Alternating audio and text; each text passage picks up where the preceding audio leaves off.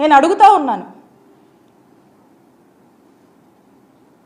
ఒక medical college తేవాలంటేనే ఎంత కష్టమో, 100 ఏళ్లకే 11 మెడికల్ కాలేజ్ మనకు ఉన్నటువంటి చరిత్ర మనకు ఉంటే, మరి 5 సంవత్సరాల కాలంలో 17 గవర్నమెంట్ మెడికల్ కాలేజ్ తీసుకురావాలనేటువంటి ఒక గొప్ప సంకల్పం జగన్మోహన్ రెడ్డి గారు చేస్తే, దాంట్లో 5 సంవత్సరాల్లో 5 మెడికల్ కాలేజ్ తీసుకొచ్చి ఈ సంవత్సరం 5 అందుబాటులోకి రావాల్సినటువంటి పరిస్థితి ఉండగా, వచ్చే సంవత్సరానికి 7 కాలేజీలు మళ్ళీ అందుబాటులోకి రావాల్సినటువంటి పరిస్థితి ఉండగా, మరి వచ్చినటువంటి ఒక కాలేజ్కి వద్దు అని చెప్పి మీరు రిటర్న్లో లెటర్ రాశారంటే దీన్ని ఏమనుకోవాలి? అంటే స్పష్టంగా అర్థమవుతా ఉంది, అంటే పులివెందుల మీద మీకున్నటువంటి ద్వేషభావం, మీకున్నటువంటి రాజకీయ కక్షలతో పులివెందుల మెడికల్ కాలేజ్కి అనుమతులు వస్తే కొన్ని సీట్లకి వద్దని మీరు లెటర్ రాశారంటే ఇది మనకు స్పష్టంగా అర్థమవుతా ఉంది. ఇలానే మనం మొత్తం మీద కూడా చూసినట్టయితే మనకు స్పష్టంగా మొదటి నుంచి కూడా అర్థమవుతా ఉంది. ఏమని? ఈ మెడికల్ కాలేజ్ తీసుకురావాలి, ఈ రాష్ట్రంలో టెరిషరీ కేర్ స్ట్రెంథన్ చేయాలి అనేటువంటి ఆలోచన జగన్మోహన్ రెడ్డి గారు చేశారు. ఈ ఆలోచనని బాధ్యతగా మనం బాధ్యతగా అడుగులు వేసి మనం 5 కాలేజీలు తెచ్చాము, ఇంకా 5 రావాల్సినవి ఉన్నాయి.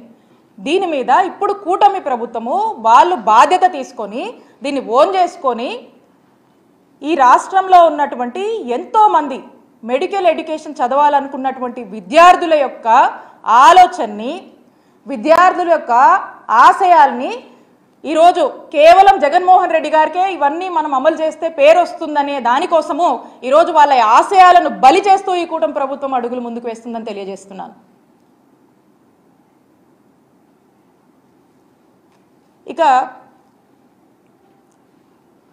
ఈ 5 కాలేజీ ఈ సంవత్సరంలో రావాల్సిన వాటికి పరిస్థితి ఇలా ఉంది. ఇక నాకు తెలిసి నెక్స్ట్ ఫేజ్లో మనం అనుకుంటున్నటువంటి ఇంకో 7 కాలేజీలు ఉన్నాయి, వాటికైతే అసలు ఫ్యూచరే కనపడటం లేదు. ఈ రాష్ట్రంలోని విద్యార్థులకు ఆ హోప్ కూడా ఏమాత్రం కూడా అనిపించట్లేదు కూడా. ఎందుకంటే లీస్ట్ రెస్పాన్సిబిలిటీ,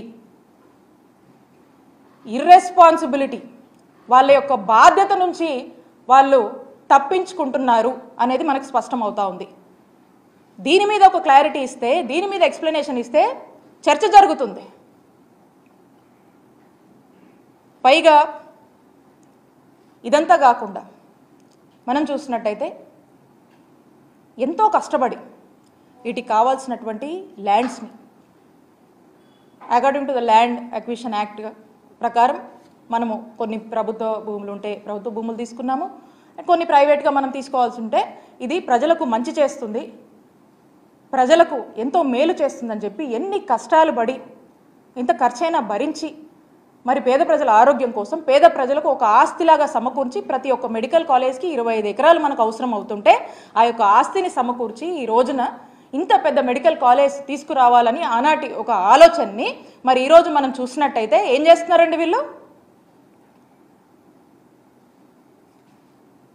ప్రైవేటైజేషన్ అంటే PPP module, triple P module అనేటువంటి ఒక ఆలోచన, ఈ ప్రైవేటైజేషన్ అనేటువంటి ఒక ఆలోచన చేస్తూ మరి రాష్ట్ర ప్రజలందరికీ కూడా ఒక సందేహాన్ని కలిగిస్తూ వీళ్ళు ముందుకెళ్తా ఉన్నారు. అంటే ప్రైవేటైజేషన్ అంటే ఏంటండి? ఇక్కడ ఉన్నారు మీడియా వాళ్ళు, అన్న ప్రైవేట్ హాస్పిటల్కి వెళ్తే ఏమవుతుంది చెప్పండి? ప్రైవేట్ హాస్పిటల్కి వెళ్తే ఛార్జెస్ పడతాయి కదా, ఫ్రీగా చూస్తారా? చూడరు కదా. మరి ఈ మెడికల్ కాలేజ్తో అనుబంధంగా ఉండేటువంటి హాస్పిటల్కి రాష్ట్ర ప్రజలు వస్తే అక్కడ మనము ఉచిత వైద్య సేవలు అనేది అందిస్తారు ప్రజలకి. మరి ఇప్పుడు దీన్ని ప్రైవేటైజేషన్ చేస్తే రాష్ట్ర ప్రజలు ఏదన్నా ఒక అనారోగ్య సమస్యతో ఆ హాస్పిటల్కి వెళ్తే డబ్బులు అడుగుతారు కదా, డబ్బులు కట్టాలి కదా. అంటే పేదవాడికి ఒక అనారోగ్య సమస్య వస్తే ఇప్పుడు పేదవాడి జోబులోంచి ఈరోజు ఖర్చు పెట్టుకునేటువంటి పరిస్థితికి మీరు తీసుకెళ్తున్నారా అనేటువంటి సందేహం మాకు కలుగుతూ ఉంది.